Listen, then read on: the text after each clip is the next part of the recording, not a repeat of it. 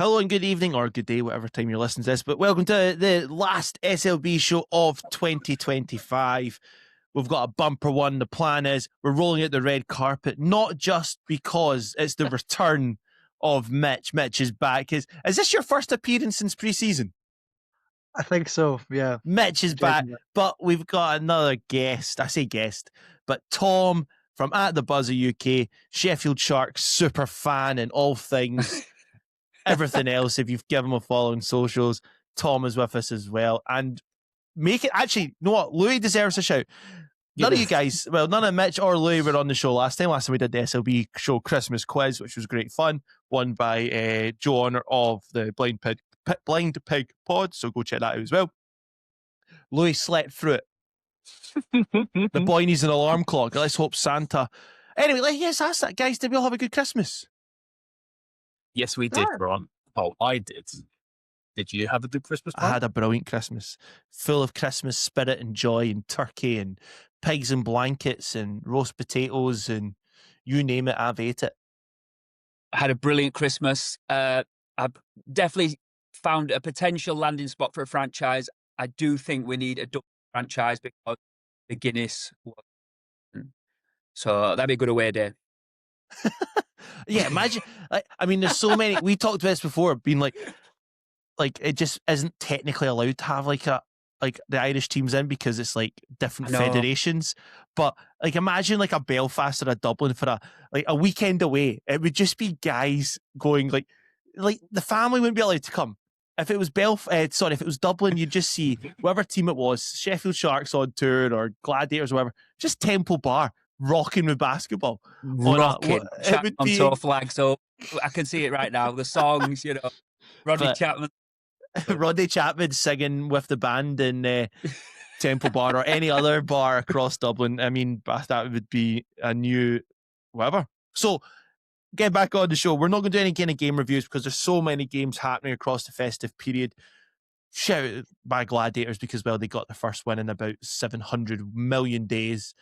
Absolutely destroying the Newcastle Eagles. That makes me feel happy. We're going to go end of year feels, some silly awards kind of stuff. Almost like a halftime report, but also each team's New Year's resolution. We're going to also ask about the future of British basketball. Obviously, the BBF folded, went bust. Something happened. We've seen that they owed quite a bit of cash, just a number of people this week. So each of these three guys, they're getting warning of this now, have to come up with their future plans. What would they do in their first couple of weeks? Leading the BBF, and you never know, so this could be a job interview for any of them. Imagine imagine that boardroom with us in charge. Could be quite good fun. But where do we start? Guys, Louie, let's start with you. How would you feel when you get to looking at December, looking across the league right now? What's your overall thoughts of like the SLB so far this season? As its major hype man. I think, well, something to look forward to. I think it's really competitive now. So if we look at how well Leicester played against London, for example, recently, we look at kind of the upsurge in how Manchester have looked recently, for example, again. So I just think it's going to be a really exciting close to the season, looking forward. And I think, like the playing product is just really good this season. So again, to wave the flag a little bit. So, and why do you think that is? Do you think teams have recruited smarter? Obviously, we know there's budget stuff, or like, why do you think that is? Because I think generally most people feel like, look at the weekend, Surrey beating Bristol, big upset. Indeed. Gladiators beating Newcastle, big upset. Manchester the weekend before last beating London, huge upset. Do you know what I mean? Like, it feels like, okay, only 9 teams, blah, blah, blah, blah. But we're at a stage where the league is just so competitive. Yeah, I mean, I don't think we can say smart, considering teams of like a team like Newcastle have like. I'm glad you chose Newcastle like 10 times, obviously. But you can't exactly say smart, but I don't know, just getting better guys in, just. And Tom, when we look up, ball. You've been to, no doubt, how many away games have you guys done this season so far?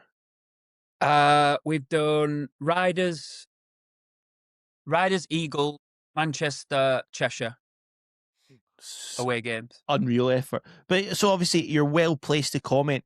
When you've gone round the grounds or at home games, how would you say the season's been so far? From a Sharks perspective, so far we've been battling injury, which in a way has manifested itself in the guys really locking it down. But with a short bench, that's when we got that 5-game winning streak going. We obviously started the season with a really bizarre result in Bristol, but then we didn't really know that Bristol were going to be what Bristol were this season. Shout out to Bristol as well and Coach Kapulis for what they're doing. They came up to Sheffield and put on a good show, but we had a little bit too much for them at home. But obviously we are normally a really solid home side. What I've seen different iterations of teams at different stages. So I saw the Leicester when we went to Leicester and we absolutely toused Leicester.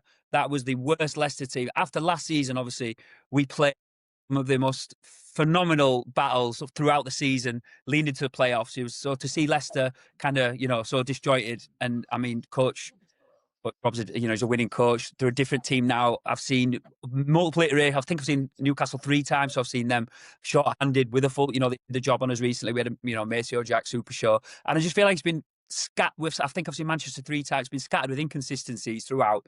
Teams are starting to settle now. We can see the cream starting to rise up, but it is pretty much even Stevens below London, isn't it? That's how I'm seeing it. But very much inconsistency and teams going on like little runs. That's how I'm seeing it so far. And Mitch, you're obviously looking from afar, just for being so busy with stuff with the Blaze. But when you're looking in, and you know what, Mitch might say he's not looking in that often and doing whatever, but every so often he'll pipe up with watching a game. But yeah, what's your general vibe so far? I mean, I've been trying to watch what I can. Obviously, it's a bit tough with the companies I've had, but it's been a weird one for me because I look at the teams I've seen it, and I think Todd made a good point. Evolutions for teams throughout the season has been a thing. I think any team isn't the same team they start the season in. Yeah. Either through personnel changes or style of play has changed, or injuries have caused changes to happen. I feel like from what I've watched anyway, start of the season, it felt almost like teams having to basically find their guy and then having to play. Well, now we're starting to see a lot more team-centric games where 3 or 4 different players could all go off any given night. Yeah. I mean, I've heard enough of the show before saying that London can have that variety that any 1 or 2 guys can go off. Now we're kind of seeing Cheshire with a couple of guys that can do the same thing. Bristol the same. Sheffield pick a player on Sheffield's roster. They can go and drop 30 on you if you wanted to.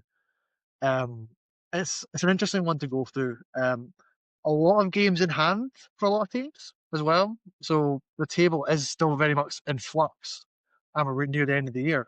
So how we're going to finish is anybody's guess at this point. And is that when we look down at it and after the weekend, obviously, Cheshire playing the most games, Surrey still on 11s. Like a 5-game swing is huge, and obviously anything can happen in those games. The question was asked, obviously after London lost to Manchester, this is the only real kind of question mark on stuff like we talked, I think a few weeks back, about someone asked the question, but is the league done? Like, have London sealed the victory? Have Manchester getting blown out the water by Cheshire? Like, is that it done? Like, are we, and the excitement of that battle, maybe 2 down to 9, going to take over when generally, like, look at, okay, a 6-game, like, yeah, you're like Cheshire are just as close to 4th, 5th than they are 1st, for example. I think that's very much the case. I think the biggest 2 teams that could have a massive impact down the line are Sheffield and Manchester, because they have those games in hand and they're neck and neck with London in terms of games played.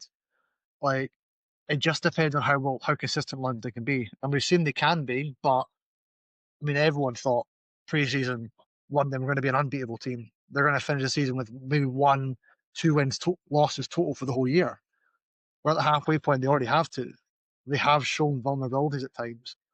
All it takes is finding the right tools, the right game plan, and they will get knocked off a couple of games, and then who knows? And then let's look at the league as a whole. When we look back at this year or even the start of the season, like, what's the one thing that we'd all like to see get better? Like, we're saying the good stuff about the teams all seem better, the league's got a decent level of competition. There's no, okay, Gladiators at the bottom, but getting a couple wins. Like, there's no real cannon fodder as such. But yeah, if you were, like, Tom, asking you first, like, looking outside, what is the one thing you hope to see improve in the SLB for 2026? I don't want to sound like a stuck record, and No, I hate. I've got to say the Zebras. I just feel like the inconsistency on a game to game basis, and that's not just Sheffield home and away. That is games that I've checked in on and seen calls, and it's just a frustrating product. Now I know we've all got friends who follow many different sports, and it's always the ref's fault. It doesn't matter if it's football, rugby, ice hockey, it's the same. But I just feel like consistency, especially this season, I feel like where I sit at the Sharks, I get most of the away bench noise, the coach audible, what's going on. And at times I feel like this season, more than I've ever seen, especially Cannon, is that the away coach, I feel like at times has almost been reffing the game, been really, really just almost getting away with too much, and almost like the refs have not grasped control, teched early, or just, had that firm conversation. And I just feel like that then leads to people taking a little bit more plays, taking a little bit more, the inconsistency in calls. I would like to see things tightened up. How that's done, the whole race has just been one big mess. But that's one thing I would like to see. I'm not blaming the refs. Refs are part of the game. We need refs, but refs need support too. Are the games being analysed? They're looking back at the performances. Do not talk to me about our second away game in Cheshire. I will not talk about it on this podcast ever, because I'll not stop. But games like that are an example of how abysmal officiating will affect an outcome, or would be nipped in the bud with just a bit more firm officiating. That's me. I agree with that. A lot of it is, you've seen it. A game I called the other week, you almost had a basket given that didn't go through the basket. For example, like they signalled that it was an and one when that ball's not even touched the backboard. But they luckily got to the right decision. I noticed you're beginning to notice a sprinkling of really experienced refs returning. Chris Dodds has been cited twice now. He's like always seen as one of our, but like you're like, okay, why is he now? Is there going to be more when maybe people go, I quite like that extra bit of cash on a weekend? Do you know what I mean? Like, you wonder, because a lot of them will be missing out. Like, and I suppose financially that extra week basketball income might be. I mean, it's a really small thing to say, and it maybe just shows where officiating is in British basketball, that we're commenting on. You know what, they might want that couple extra quid or whatever it is. But I really hope, like, with the FIBA granting the league the license, did FIBA not also allow the referees to return as well? And you go, okay, what is the stalemate? Like, that's the thing I want to hear heading into you look at the NBA, like, things get out. There's so much transparency with the NBA for a lot of things. And I suppose this is by the by with, like, injury reports. Like, in the NBA, that's the thing. We'd find out about the referee contracts. You would just know more stuff. Do you know what I mean? Yeah. Okay, the NBA is a different beast.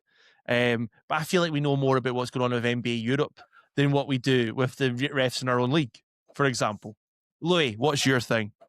Yeah, like you said, injury reports and kind of like the promptness of signing announcements. Oh, like yes. I was having this discussion on the I think it was the Leicester Facebook fan forum. Like, these guys are literally in the arena or in the practice facility already. Like when Aaron Menzies was not announced, for example. All it is kind of like obscuring information for fans. That's my perspective. And I feel like that, rather than, potentially like a strategic advantage, should be prioritized fan engagement rather than that small advantage, really. That's my. But the thing is, it's not even like the small advantage or whatever, because these players are often listed on the SLB website before they're officially announced, because they have to be registered. And the second they're registered, Dwayne Jones, a couple other players this year, and like, you're just like, just announce things. Let's just, what, all rosters should be announced the Thursday before the weekend. This is the confirmed who's likely to be playing. Here's the injury report. Here's maybe a game day decision. Simple as that. Mitchell, if rugby can do it. If rugby can do it, 100%. 100%. Sorry, Mitch. No, That's Mitch, all right. what's your thing Yeah. going into 26? You want to see get better. So I think taking from both what Tom and Louis have both said, a raising of the minimum standard league-wide on a number of operational things would make so much benefit for the league. Player signings, perfect example. Referees, there should be a clarity about development, because correct me if I'm wrong, they've mentioned a referee academy. What's So, happened there? so that's part of the question I would have to respond to Tom is how much of the officiating issues we've had this year is down to lack of experience at that level. And if that's the case, why are they not being supported by a higher standard of referee to help them be coached through it and develop that better? That's a minimum standard that the league can enforce and make that better across the board. Signings is a massive thing. Injury reports is a massive thing. But even in terms of the broadcast stuff, like if that sort of content, you can have that prepared and have a minimum standard across the board, it means that the production experience for game days in terms of what you see is standardized everywhere. And that means that, okay, every day, 24 hours before any game, the team sheet is with the commentator so they know in advance, they can do their prep, they can do their organization. Like there's You small just reading little, my. Are you just reading my mind? probably. Like That isn't genuinely, a thing. Is mad. like It's- yeah, but like yeah. So genuinely, I've had colleagues and commentating management be like, "Do you know if this player's playing?" I'm like, I don't know. I tend my first question to every coach before we do a player interview is, "How many players have you got playing tonight?" Most tell you honestly, whatever else. Others give you like, I'm like, bro, like you're about to warm up on the court. Just tell me who's not here, who's here. Yeah. There's I was like, yeah, what? there's a lot of that sort of like keeping information themselves to the last possible second, which I think that's part of an old game sort of style from decades ago, where because it wasn't public knowledge, not telling them who was coming up would have a big advantage for you. But we're in the modern age now where everything's online, everything's communicated. Knowing who's going to be there the 1 week or the next isn't going to make too much of a difference for your scout if you're a competent team. And in all honesty, the less players you bring makes the teams easier to scout. Makes it easier for other teams because they know, okay, this person's not here, can rip up anything involving them. Like it's making it more difficult by giving a full roster ahead of time. Yep. But in And all that- honesty, sorry. Well, there you go. Lions, obviously, because they're swapping in and out imports, as you say about like scout reports, that makes it very difficult for teams to kind of, organize because you don't know which imports are going to suit up. Like I didn't Yeah. know the other week that I didn't think Lucas Shunis would have travelled up with them to play at Caledonia. Like why is he like he hasn't really played many SLB games? And I was like, did my prep based on I was like, he's got no chance to play and they'll be short-handed, they'll play with 8, and then all of a sudden I'm like, that's not Ryan McSell because that's McSell. That's Lucas Shinos. Did not think he would be there. Asked a bonus and he just went, You know? big dogs That- full of big words. He's a looking goat. at players again regarding the minimum standard sort of thing, like a clarity regarding the what is classed as a domestic or an import player would be massively beneficial as well. And I mean, we'll talk about it later on, no doubt, because I mentioned it last pre-season and last off-season about having that a British contingent is a mandatory thing rather than it's a requirement to play as such. Your Like, Sheffield again, could do with that. And just across the board, like we Sure. saw, like with those talk on the Discord regarding like Surrey playing their young Brits and them getting minutes, and we'll look at the announcement with the Surrey select team, with the London team going to the next gen tournament for the EuroLeague. Like this is steps for young Brits having opportunities to play that. But are any of these players even going to get a lick of being involved with the pro team, even if it's just training and suiting up? We don't really know. But you would think if they're playing next gen EuroLeague, probably should be competent enough to at least get a couple of minutes at SLB level. But again, we'll have to wait and see. Definitely. All right, let's get on to some further things. A bit more kind of. Let's go. That's not the pen I'm using. There's the pen I'm using. I've got a couple of things I want us to ask. We're going to do. Let's do awards first. So halftime MVP, most improved player, and your biggest surprise so far. And then also then coach of the year. So let's go coach of the year first, as I think that's going to be easier. There's only 9 coaches to pick from. And I'm going to guess it's not Johnny Bunyan. So there's at least 8 coaches. And then I'd probably guess it's not Mark Struttle or Lloyd Gardner. So there's 6. So we've got 6 people to choose I could have from. picked Lloyd. Steve I says wasn't going 8. to pick Lloyd. All right. Louis, who's Sorry, your coach of the year so far and why? You know what? It'd be easy to go to bonus, but that's lame. So I'm just gonna say Capoulas. Big up Capoulas so far Why? because they've Because we you know, shat in they've- his team pre-season and they've proved us all wrong. maybe, but no, they've exceeded what you'd expect from their budget. Let's say. So there we go. All right, Tom. Yeah, I'm going to have to mirror that as well. Got a good look at Bristol coming up to Sheffield and obviously away from home. We caught him on the first game, so anything like in that first game. But he's very much looks the real deal this season. Exciting little team, like the way they play. He's got him shaped up well, and he's my choice as well, to be honest. And he was one coach that we got on the podcast at the start of the season. What does that tell you? Friend of the show. Mine's Andreas as well. I wondered if anyone would deviate from that. You could say, I don't even think Sabonis is easy pick because you've got to, you know what? No, I'm going to say Sabonis. And this is why. And this, I can't believe I'm going to doubt myself because Andreas to me is coach of the year. But when we look at Sabonis, so half-time, coach of the year, he's got a massive squad. He's a rookie head coach. He's balancing Euro Cup with the league. He's balanced quite a lot of injuries. Let's be honest. Reynolds has been out. Mixell was out. Who's now out? McGusty's now out. Sokol's hardly played. Ethan Price missed a couple of games. Who else has missed a couple of games? Okay, Kieran Sandy maybe plays less minutes. But you're having to balance that whilst travelling a heavy schedule. As a rookie head coach, I think he's done a pretty... getting that big win at home to Besiktas. There's maybe 1 or 2 of the Euro Cup games at the start of the season that they probably should have won and could have won. But I think he's exceeded the expectations of probably himself as well in terms of his first, he's under high pressure job, like Lithuanian ownership, the Sabonis name. I'm going Sabonis. I'm going for it. I agree. I was 50-50 whether to or not on all those points. Well said. Thank you. Big pressure job. Big pressure job. Mitch, talk to us. Who's your rogue choice? I always go with one of the two you just said. Like Andreas, in terms of what he's achieved with Bristol this year, has been really impressive to see. I like how they're playing, and it's a tough style. He's continued to evolve his style of play every single year, and you can see the impact of now he's modernising that play he used to have a few years ago to really be really impactful. They're a bothersome team to play. Bristol's still a tough place for most teams to go and get a win. So keeping that going is massive.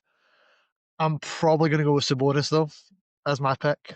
Similar points for Grant. I think that with the diversity and the range of depth they have on that roster, he's worked really hard to make sure that actually is clicking. And they haven't necessarily, you guys will know better than I, but I don't remember there being too many, a lot of 30, 40 point blowouts that we expected early season from them. Aside from the one that we know. Okay, we won't talk about that one, Grant. We'll talk about that one.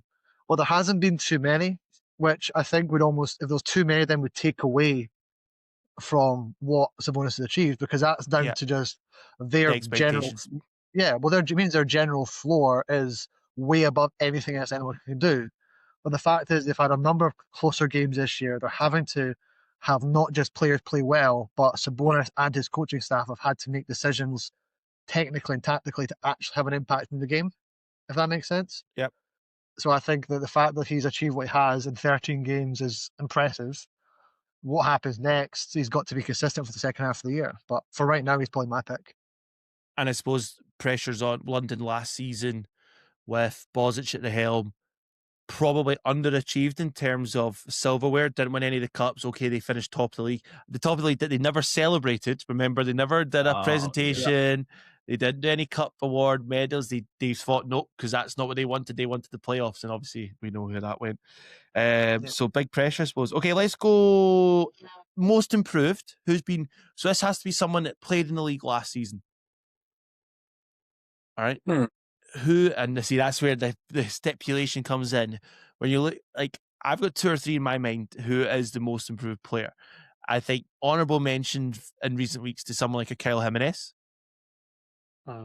who really wasn't a feature on the roster last season, ended up leaving for reasons that or whatever.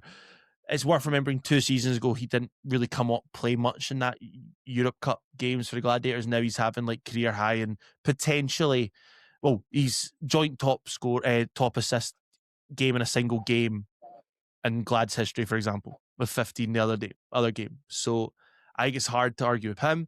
My other shout is Owen McCormick, because I generally think he's playing like a multi-year vet, not just a second-year pro. And then who was my third one? I was going to go with... I'll let you guys talk. Louie, you go first. You forgot someone? Who? Monsieur Jack. Does he count? He didn't play last season. Come on, man. He was in SLB last year. Yeah, but he was in the SLB like 2 years ago. That has to count. Maceo Jack 2.0. We've now got 3.0. Come on. So no. I'm vetoing that one. Maceo Jack's not allowed.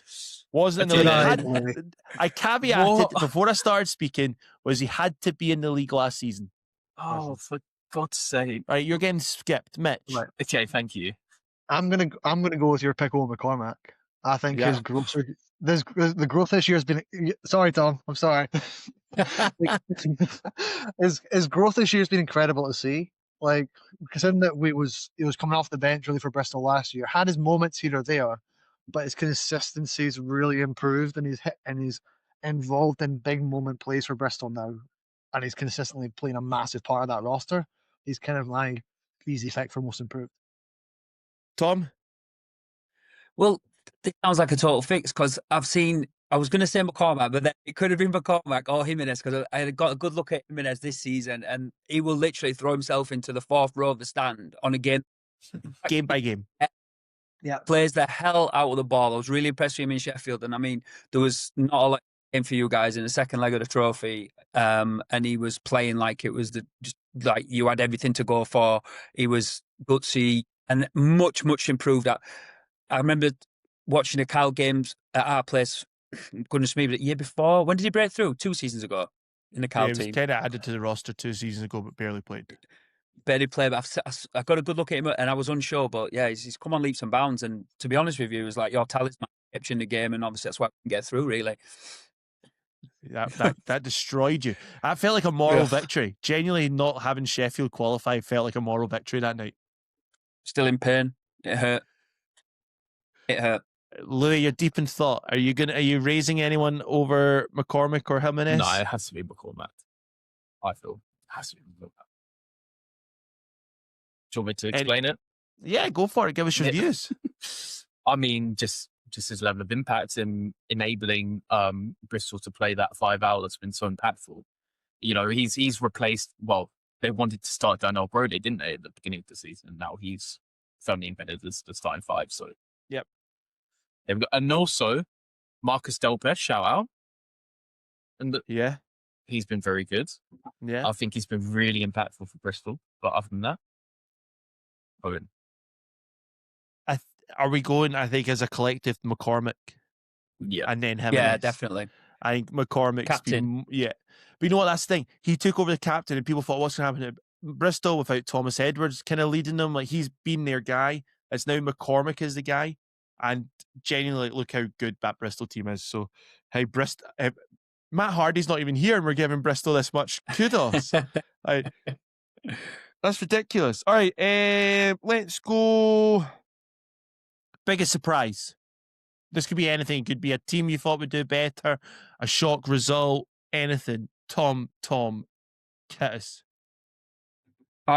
Biggest surprise. Put me on the spot here. I will go with, personally, this is just totally fluffing one off the top of my head, but I thought Manchester would be in second place by now.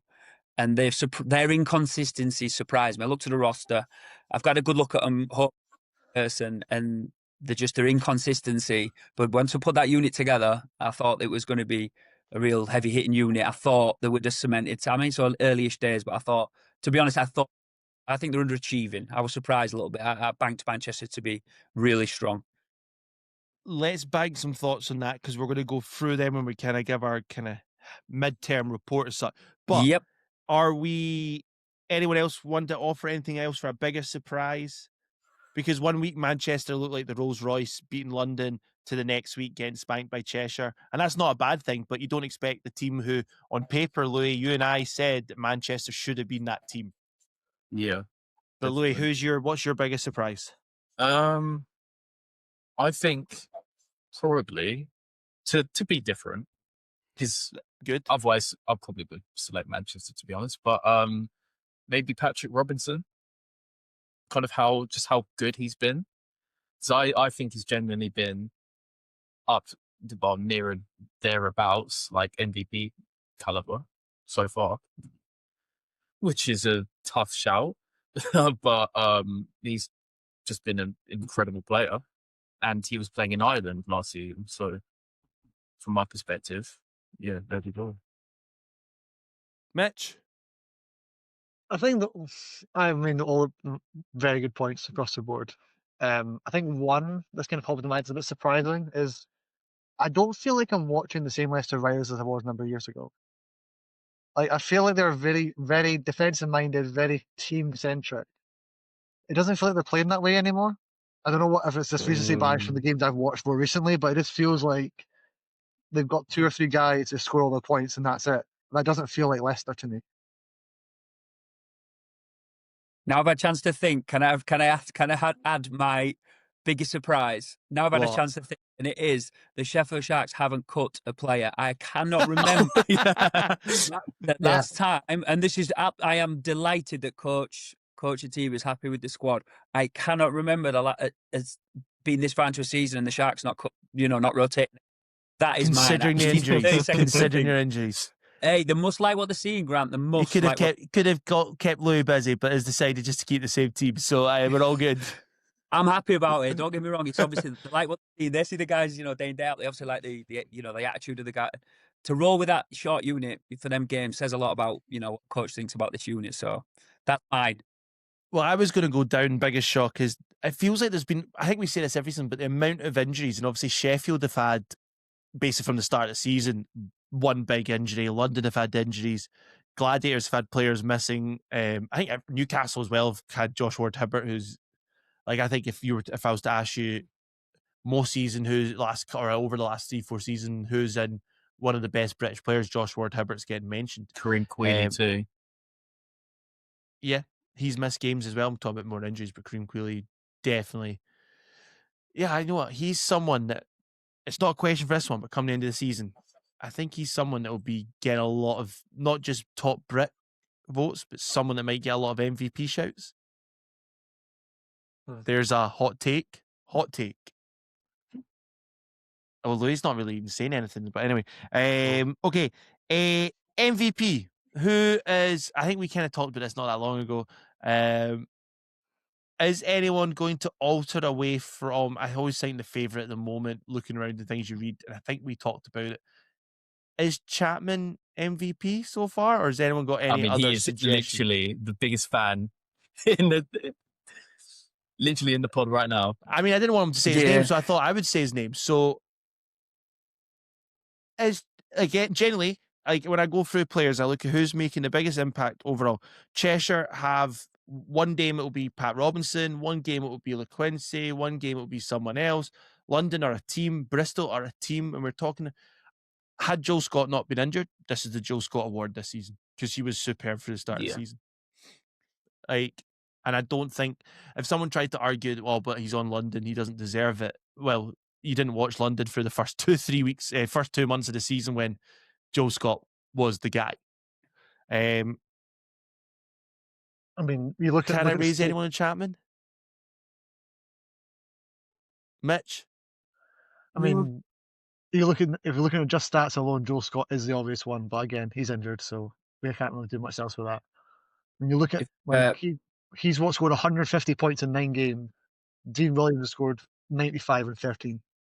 Like no one's even close to Joe right now. Like it's scary. Like again, it's almost like Chapman from last year. If we'd had him fully healthy for the year, how scary would that guy have been? Yeah. I think the only deterrent that may affect Chapman is where they finish in the league. If they finish mid-table, he's not getting it. It's Fair. going to be top 2 or 3 are going to get it. Maybe probably top 2. But Sheffield are games in hand. And the fact that they've made, like, remember Grant in the preseason, I was quite critical of Sheffield's roster. I mean, a lot of guys that want the ball in their hands. Yeah. The fact they're making this work, if they can really ramp it up for the second half of the year, it's Chapman's to take. Yep. I have an opportunity to see him every week. I'll just little 30 seconds on Chapman. I think all of us guys as fans of the league and have our own, our hearts are in certain teams, and we all hope that the signings you make are going to turn into a guy like Chapman. Absolute joy to watch. And certain guys you see, season to season, whether it be, Teddy Allen, or you get these guys come through, and he just feels a little bit too not too good for it. You can see he's a premier Rolls-Royce style player, and he's a joy to watch. I'm delighted he ended up on our roster, and it's watching him operate, making his reads, in person, reading the game, and he also, and that speaks helps, but if he does facilitate extremely well when playing with either Dirk, P, he's very versatile and just a class act. Anyone want to offer anyone else right now for MVP? If Raekwon battle keeps going. If he keeps going absolutely mental, unless to make a push, you've got to give it, Yeah. keeps going crazy. You know what? He's maybe the next individual. Yeah. Louis, anyone? I mean, it's tough because obviously, like you say, like the top teams are kind of more team orientated.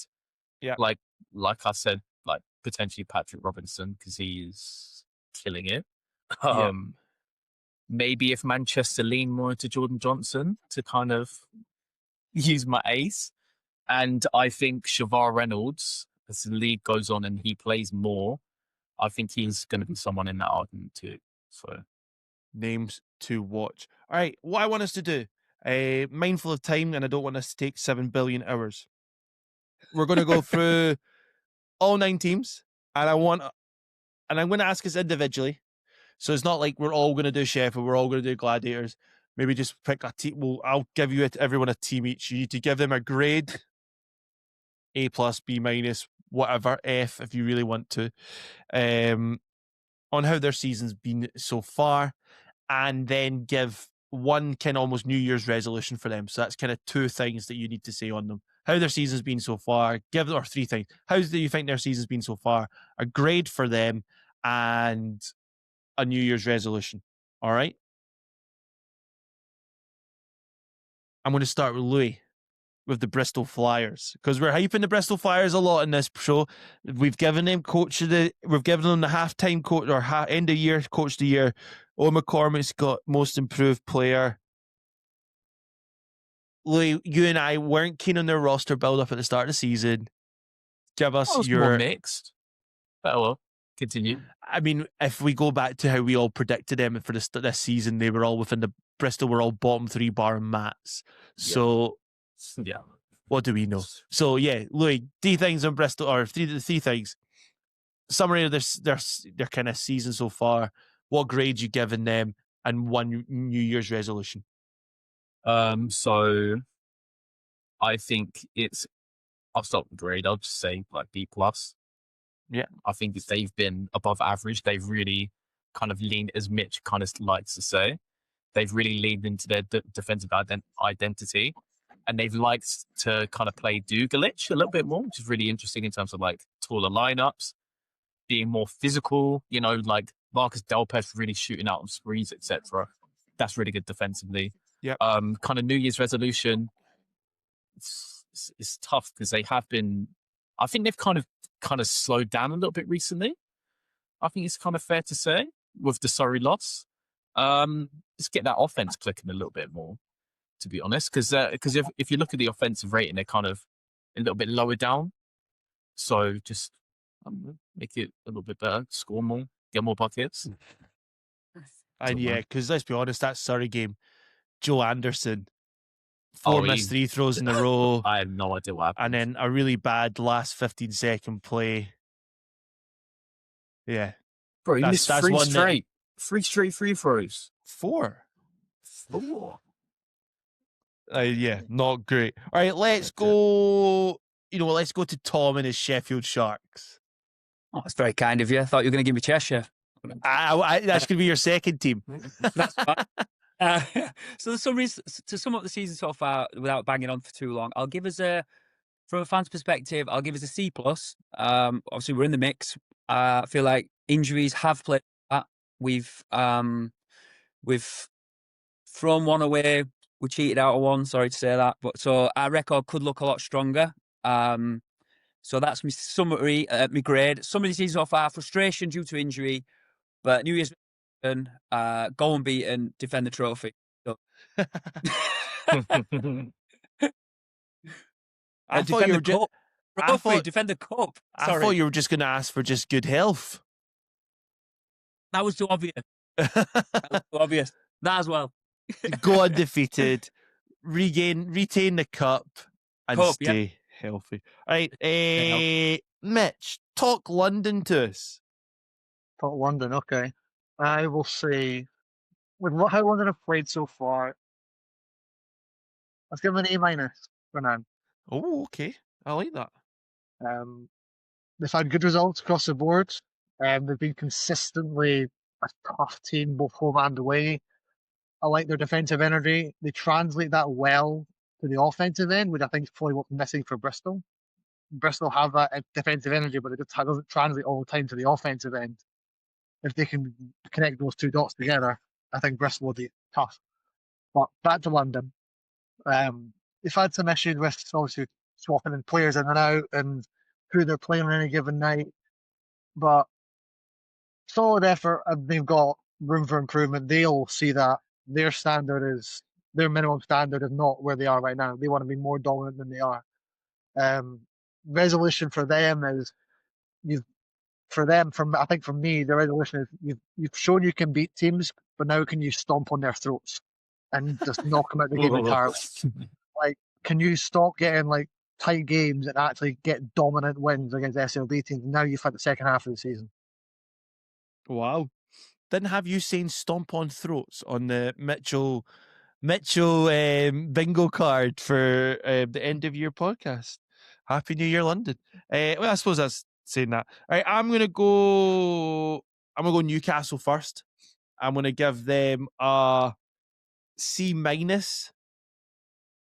because that's generous. I mean, I'm okay, but try not to get fair. I'm giving them just above a D, so we could go D positive or C-. You choose. You know what? Screw it. You've pushed me into it. They're going a D. Newcastle D. Too many roster changes. I feel like they're struggling with that identity. They started the season with an imbalance towards having too many bigs. It now feels like they've got that imbalance, but now with too many wings and too many kind of guards.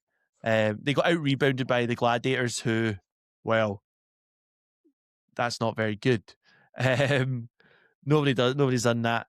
I'm curious to see if they're done recruitment wise and changed. But good news, I suppose, for them is Josh Ward-Hibbert's back, and let's be honest, he makes them tick an identity point of view.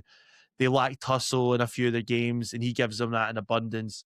And he'll come back. And so, New Year's resolution: keep Josh Ward-Hibbert fit, because they'll win something with him because they've got enough pieces. And you know what? Sever Candy. Let's keep Candy going. The Candy train. Keep him in. Love heart to him. Keep him in the rotation. Keep him playing minutes, because actually, you know what? Did you not, Louis? What did you not show a crazy stat on him that his defensive rating's actually really good? Have I made that up? No, you haven't. Okay, yeah, no, it's really good with him on. Yeah. So, Stutel needs to give Candy a GB cap and get Josh Ward-Hibbert fit. Man. All right, let's go. Louis, you do Cheshire. You're big on Pat Robinson. Didn't want to give Tom Cheshire because we'd get cancelled. All right, give us your. I've got friends in Cheshire. Come on. All right, Louis, hit us up. Cheshire. You see, I don't feel like their win-loss kind of reflects a season, as weird as that sounds. So I kind of want to be a little bit more positive, kind of like a B Okay. minus maybe. Oh, a B minus. Season summary. I mean, see, one thing that I really do like is kind of like the offensive rebounding, which is kind of a shock for a Cheshire team, but they've really leaned into their size, kind of. Okay. It's something that I really like. New Year's resolution, just be more consistent, man. At home, it's just like their home form. Well, away form has been appalling. So kind of translating that energy from obviously the home arena to away is kind of key. So it's really Tom, simplistic. question But for you. As someone who has been at Ellesmere Port a lot more recently than Mitch, myself, I don't know if Louie's ever been to Ellesmere Port. no, sorry. Why do you think, and no referee chat is allowed in this, Oh no. no referee chat, but why do you think Cheshire have such a good run at home? Every time I visited, there's always a spicy atmosphere. It's always intense. It's electric. It's loud. It's always red hot as well. There's a swimming pool in that complex somewhere. We're always boiling. It's just intense. The whole experience intense. You know, they got the guy on the mic riles them up, and I just feel like, you know, with the coach as well. You know, the whole club is like just a firecracker at home. Like, you know, from the bench is fired up. You know, Ben Storr, you know, red face banging up and down. The crowds, you know, it's just a cauldron of noise, and the players feed off it. You know, they really do. You can see that. You know, and obviously the form backs that up. But in my experience, it's just an intense atmosphere. And I suppose if you're every other team, you want to replicate that atmosphere and that kind of hotness at your venue to get, because they get such a bounce. There must be a stat. They do. Their plus minus at home versus their plus minus away. Louie, that's one for you. That's homework. Right? I won that in my WhatsApps tomorrow morning. It's great. There's brilliant atmospheres away from home in other arenas. Don't get me wrong. Theirs is just different. Like Newcastle is, I can't say enough good things. You know, going well, going poorly, whatever. The crowd are there. The loud, the brilliant banter. Cheshire's just different. It's just spicy and hot and sweaty, chaotic, and they're a nightmare to play away. Nightmare, especially with this unit as well. So absolutely.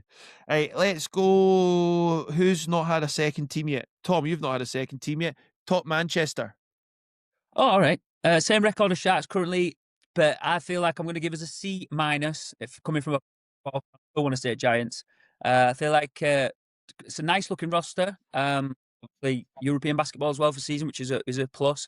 I feel like underachieving. That's why I got the grade. And I feel like consistency going into the 26. Because we spoke a few weeks back in the podcast being like, oh, it looks like Manchester have turned the corner. They're stringing some good performances together. They look like they've all bought into what the coach is saying. They look like a bit more structure and order. They beat London. We're all hyping them up. And then that inconsistency strikes them again pretty bad. I've seen sides. I've seen the two sides. I've been to basketball at Manchester Basketball Arena, and they did a job on us. I think they beat us by 40. And we comfortably beat them at home. They absolutely didn't show out at all. And we were like, out of our game, our run backs were short benched, and they didn't reach much at all. And that's what I'm talking about with Manchester Basketball this season. Dealt with us quite comfortably at their arena, and they weren't even in it at Cannon, really, to be honest, to cause any problems. Right, Mitch, you're going to take Surrey. Oh, I'm not getting the Gladiators. That's a shame. I'm giving that for myself. Well, I kind of figured you would be. Just try and get some positivity going with them. Minus. I think with Surrey, it's with their record right now, it's hard to get a fair judgment because there's so many games behind everybody else. I'm kind of inclined to give them just a plain C for the time being, just because they've done enough to show they're competent, but we haven't seen enough expanded work to actually see where they fit in the grander scheme. I mean, they're 5 games behind Cheshire, they're 2 behind London. They've got a lot of games in hand. I mean, put it this way: Gladiators have played 15, they've played 11. That's 4 games difference if they lost all 4 games, they're 1 game ahead of Caledonia. Like, if they win 2 or 3, they're then jumping to mid-table. Yep. It's kind of hard to get a fair judgment from Surrey at the moment.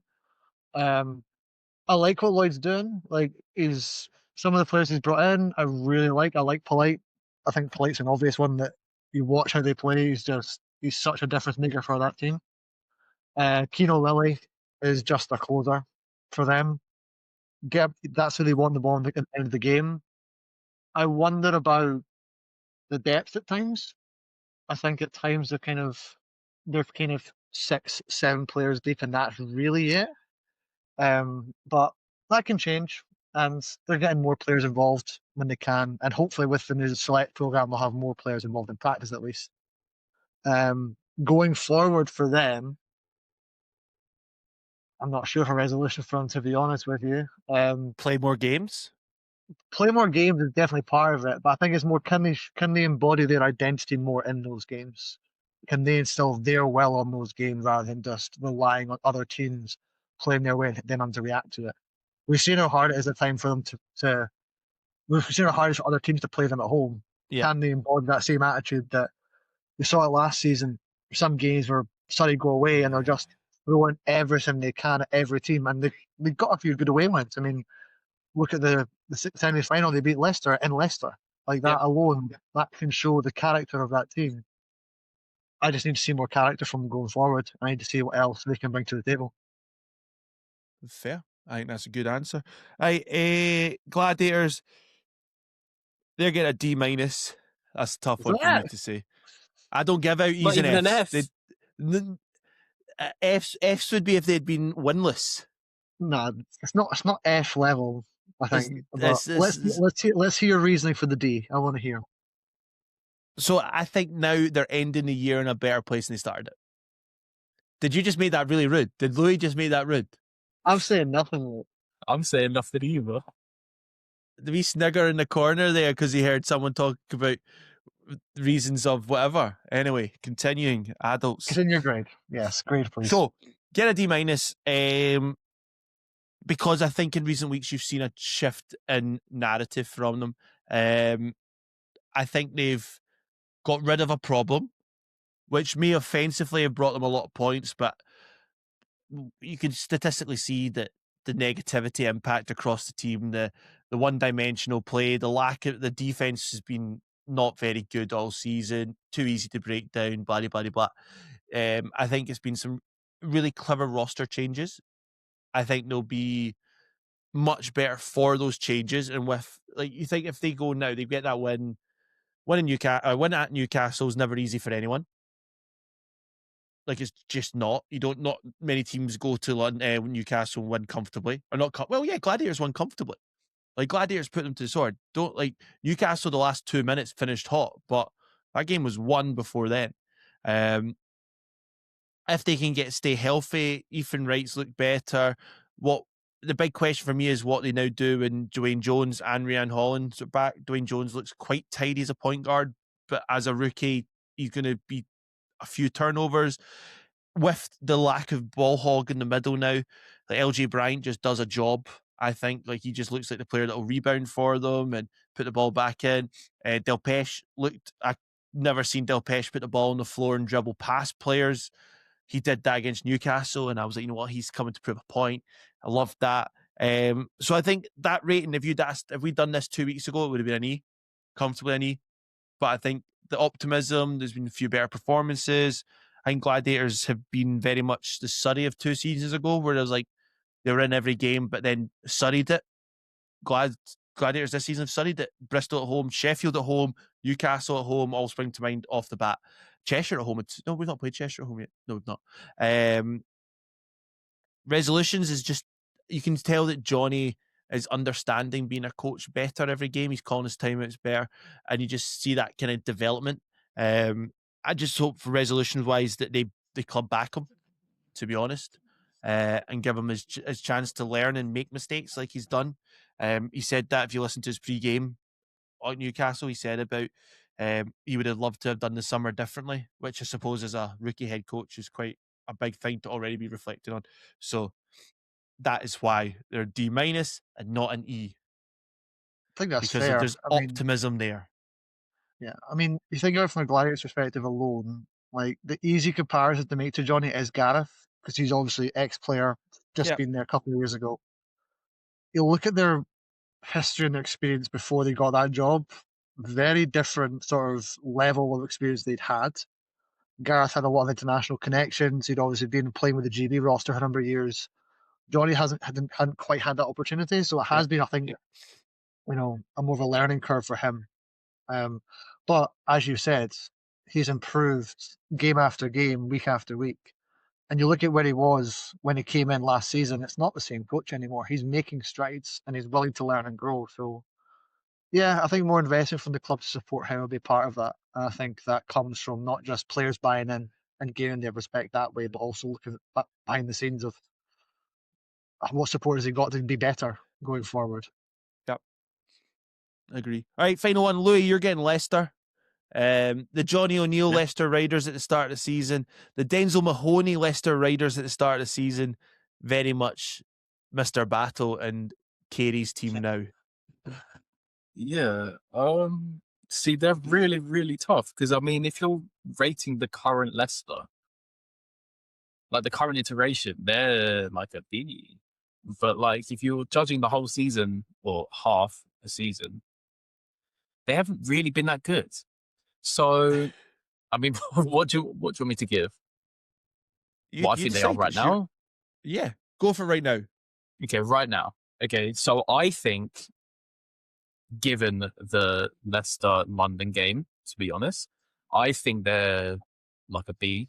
I think they're going to be really up there playoff wise because I just think Don Carey and Raekwon are just way too gifted, like players to kind of, and obviously they have supporting pieces like their old power forwards. But yeah, I don't know.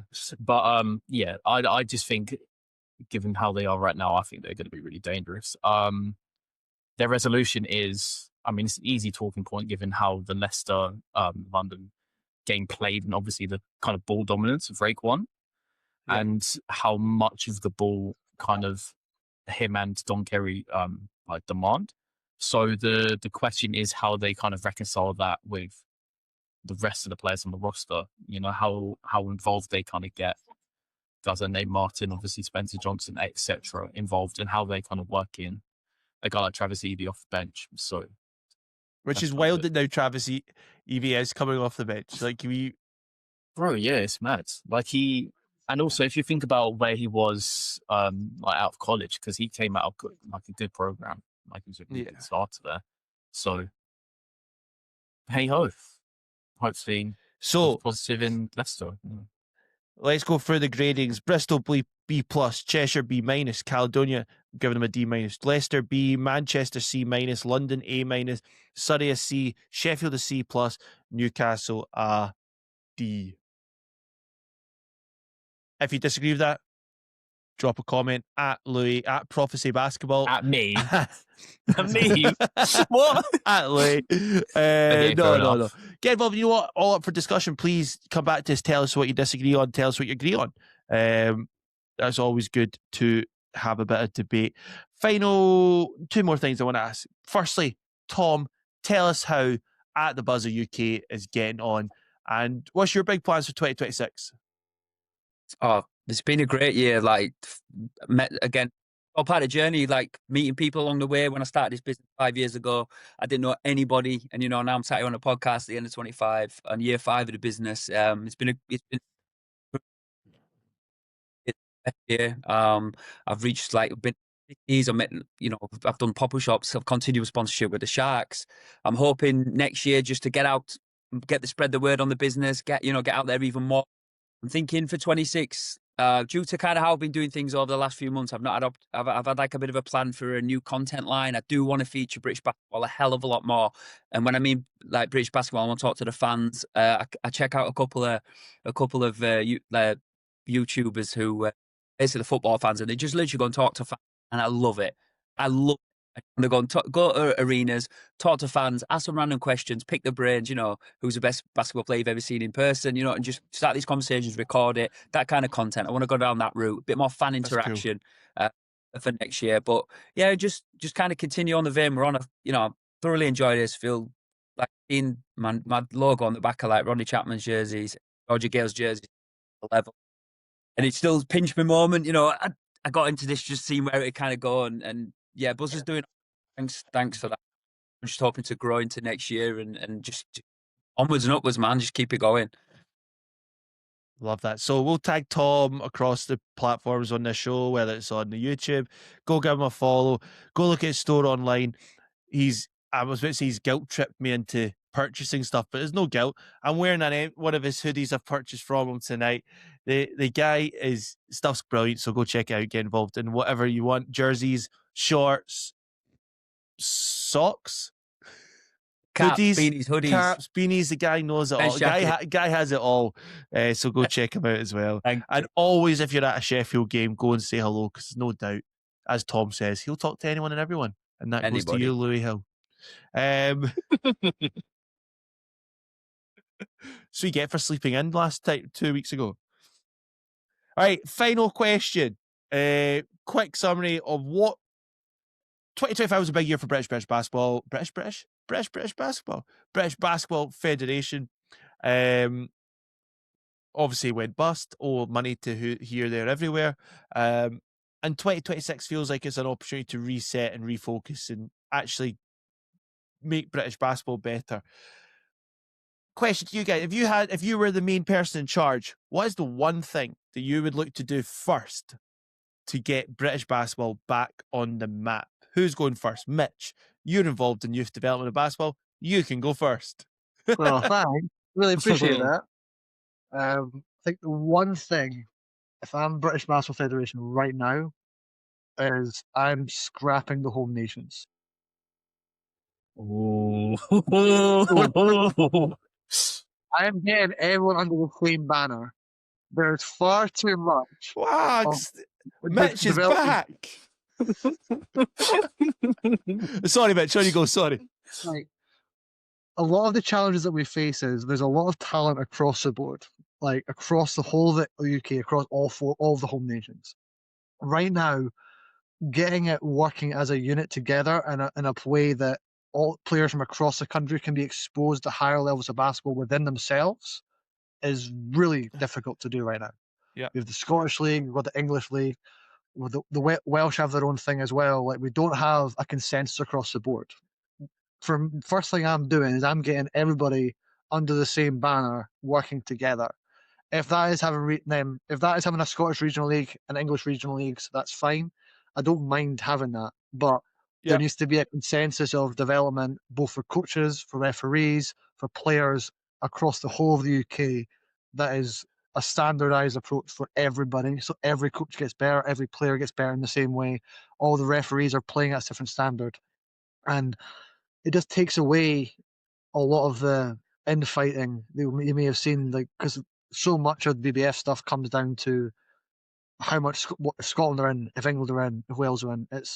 It's not at the same time. It's staggered sometimes with communications. Get it all in one place, keep it consistent, and just make it as streamlined as possible. Anything else? I mean, from a personal perspective, I got to some. So this is more of an anecdote more than anything else, but just to show the levels to this. So I'm coaching two teams this year, a senior women's team and an under 14 girls team. We had a winter tournament up in Edinburgh where we invited Newcastle Eagles under 14 girls and under 14 boys to come and play. The levels of play on the men's side in particular is almost entirely down to the physicality and the athleticism that the 14s had compared to ours. Like, it's not even close. Like, we're talking their smallest player on our team, on the smallest player on their team was about the same height as me. And the shortest player on the Blaze team was probably about 5'1" or something. Like, there's the height difference and physicality is massively different. On the women's side, however, the women's team were technically more sound than we were, but I think we were just more raw. Like a lot of the things we've been working on this year, we're getting to a level where I think that some of our players have the potential to play in that sort of Newcastle team and actually be impactful, but they're quite raw and they're not having the technical time to do that. If there was a standardized approach where I'm getting the same sort of standards of coaching I'm meant to hold to what Newcastle are, the potential of my players comes up, competition for them comes up, which means that the floor gets raised for every age range across the board. It just means we can get a more generalized approach rather than relying on individual standards when there should be a standardized demand from governing bodies of this is what is expected of you at every age range. I'm generally struggling with something that I would like to do different to what Mitch has just said. If you want my CV, Big man's blowing up the federations. I mean, I think first thing the only thing I'd add in that more anecdotally is just repeat what we've said in terms of SLB, just improve communication. I think any kind of governing body needs to get the fans back inside. Make the player, like Tom said as well, make a bigger deal about British basketball. That was going to be mine. I think they've got to rebuild the reputation almost. And I think when you said quick fire, what would you do first? It'd be basically I'd restructure the BBF so it's full of basketball people, top to bottom, experienced, retired, and I would take various age groups in there as well, different experiences. I would have more of the BBF as basketball people for a start. I think that'd help. And they've got to rebuild the reputation. And I think it needs to look at getting the infrastructure of British basketball and investment going to the right places, because as we know, I hear it coined now, second biggest team sport in the UK. I heard that in 1999 when I was playing. Do you know what I mean? And we're actually probably further back now. So, we've been bubbling and bubbling.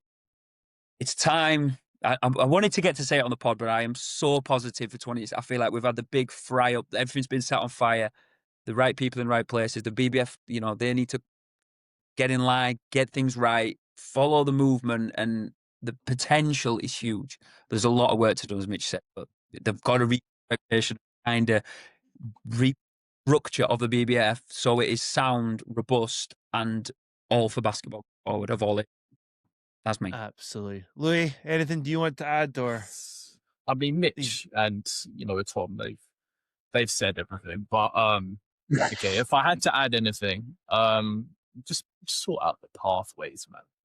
Create some sort of pro pathway, anything. Support Surrey, what Surrey are doing. That was one of the things I said on X. Support, give like tangible support to what like a team like Surrey is doing. Give them incentive, give teams incentive to do such a thing. Develop the youth, etc. Because that's the only way we're going to do it. Yep. So just put more effort into stuff, man. Like constructing relationships, etc. So that's what I think. And just overall care more.